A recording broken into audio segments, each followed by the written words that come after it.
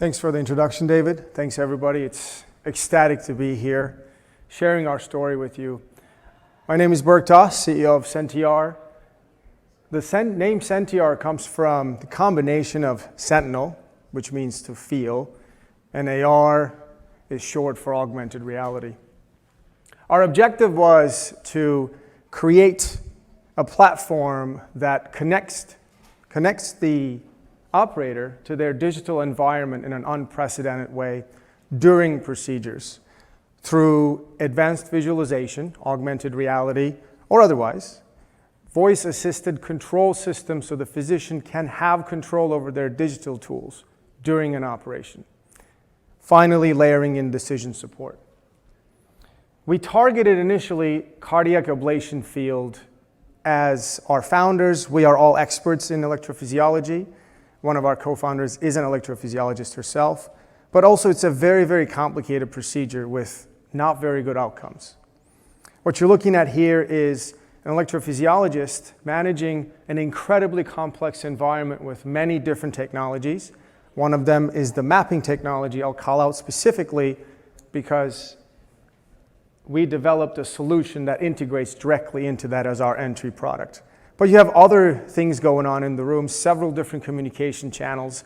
And the best tool the electrophysiologist has is antiquated monitors and verbal commands. This leads to gross errors. We've measured in our clinical studies on average of 4.5 millimeters of localization error. And these procedures are meant to be precise. And we are trying to provide a solution to change that paradigm. Why should we care about the inaccuracy? We do a lot of these procedures. These patients don't have many curative options. In fact, none. Otherwise, they're taking drugs for the rest of their lives. The amount of repeat procedures we do leads to an incredible amount of excess spend. $4.5 billion, it might as well be 10. It's a large number and a big unmet need. What has SentiAR done? We developed world's first holographic guidance system. I'm about to share the interface with you. This is not some futuristic, aspirational thing. We've actually done this. It's been used clinically and it's been FDA cleared. What you're going to see is the physician putting a headset on and connecting to their digital environment via the headset. Everything else from that point on is completely hands-free, truly hands-free, where a physician will place their interface anywhere they like in their workspace compared to fixed monitors. And once it's anchored, it is true holographic, and it's updating in real time with the catheter locations as well as the heart anatomy. They can go inside it in an unprecedented way and really focus on their therapy as opposed to managing the different technologies in the room. It can be shared, a fantastic tool for training and educating fellows, early career physicians, or just getting a consultation. The minute adjustments are done through our patented interface, where the gray ring around it, we call it the ring interface, very creative. But it was the first time that somebody has done something like that, so we patented that. And there's some other settings. You can zoom in, zoom out. Effectively managed everything about this particular interface hands-free by the physician for the first time during a procedure. So their hands can be on the catheter delivering therapy and focusing on their trait. The intellectual property behind this technology is not only just patents, but we have a trade secret augmented reality engine fully end-to-end developed by us with data transfer and visualization algorithms that haven't been done before. The reason, it's all real time. So when a physician moves a catheter in real world, it needs to happen instantly on the virtual world. So it requires some innovations that we had to come up with. We have several patents. 3 of them are granted. We have about 6 others that are pending. So our intellectual property is quite rapidly developing and evolving and is very strong. We've been through one heck of a journey to get to this point. Thus far, we've raised $2.2 million non-dilutive NIH grants, as well as another just around $2.5 million in dilutive capital.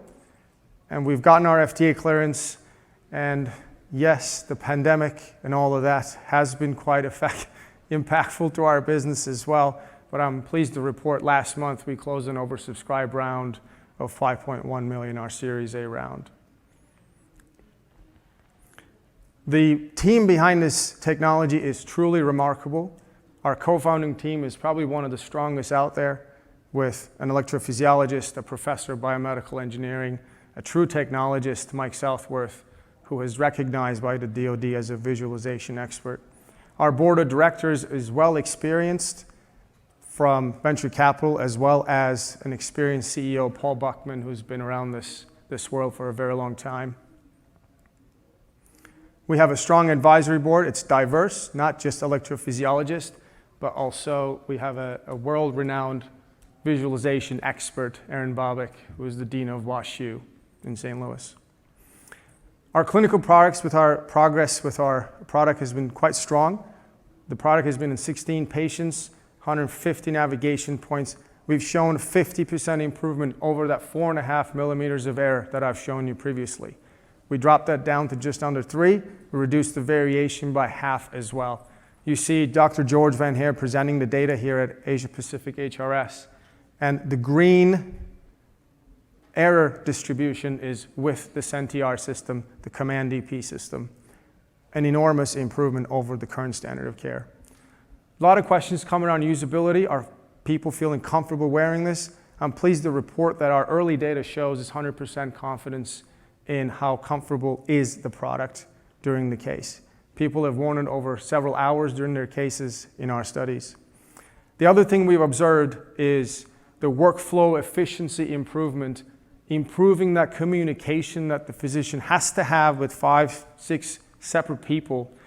The amount of commands they had to give during navigation in standard of care is 2 commands per navigation point. In a given procedure, they may be delivering 100 different therapy points.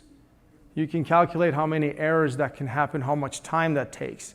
We effectively dropped that to 0. The exact number is 0.17 commands per navigation point. It's an enormous efficiency improvement to the operating room. We have been covered in several places. We've gotten several awards, design awards, as well as recognized by different journals, etc. We published our studies and published our data. We're currently up to 7 publications. And one of the interesting things I like to share is the Medscape article. These individuals, these doctors, we did not reach out to them. The author did. And this is exactly what we hear to the folks we speak to. Amplify physician control and skill. It's a very important need. Physicians are telling us that they want tools to allow them to do that. Combining imaging modalities and also the distance education and teaching benefits. We've seen several presentations talking about the importance of remote support. The field of electrophysiology, our entry market, is very strong M&A activity thus far over the last 10 years or so. There's some comparables here. You're looking at very lucrative exit opportunities for our business. Centiar is a platform with many different applications. We're in fact developing a second product. I'll be more than happy to share with you what that looks like. It's focused on ultrasound-based interventions. But we have several other developments, not as far in place. It truly is a platform technology. In summary, we are the world's first in what we're doing for cardiac ablation procedures. Our product has actually shown clear clinical utility. We are now moving into commercial stage of our company, and we are supported by a world-class team. Find me, email, text, etc. Let's connect. We're not immediately raising money today, but as an entrepreneur's journey goes, we will be raising money soon, probably about next year this time. I'd love to connect with you. Thank you so much for your time.